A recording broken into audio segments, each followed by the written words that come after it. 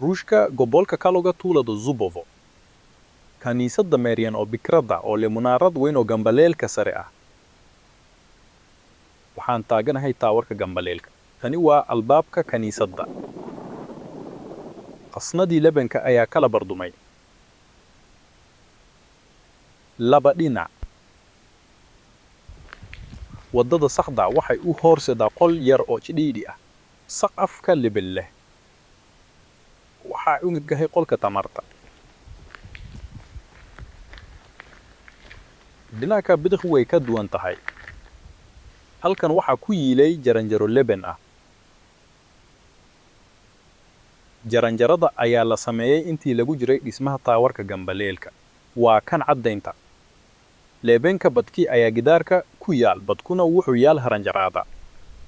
halkan waxa ah lebanka loo la mid ah jaranjaro aad u jidhiidhi ah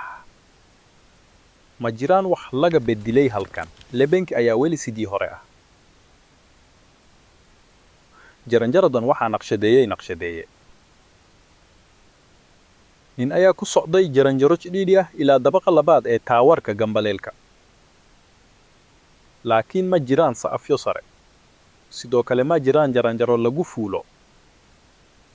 jaranjarada la sameeyay inta lagu guda jiro dhismaha ayaa horsiday kaliya heerka labaad waxaan koray jaranjarada lebenka darbiga munaaradda gambaleelka waxa ku yaal meelo idhiidhi ah maaha sida niches laagu dhajiyo alwaaxyada sagxadda daloolkan ayaa iska cadin aan loogu talagalin dhogorta halkan sidoo kale waa caajis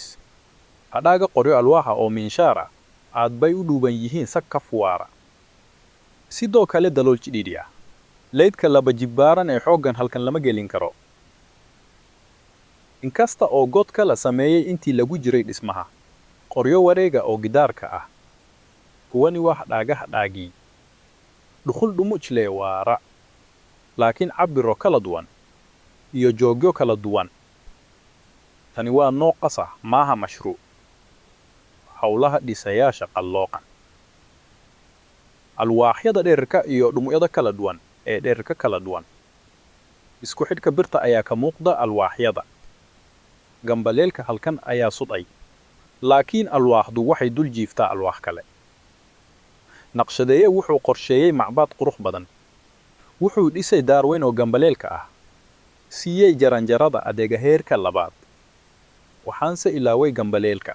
qofna uma sheegin naqshadeeyaha inuu baahan yahay inuu gambaleelka ka soo laadlaado meesha ugu sarraysa munaarada gambaleelka markaasaa waxaa yimid niman qalloocan oo waxay dhiseen dhisma aad u xun oo alwaax ah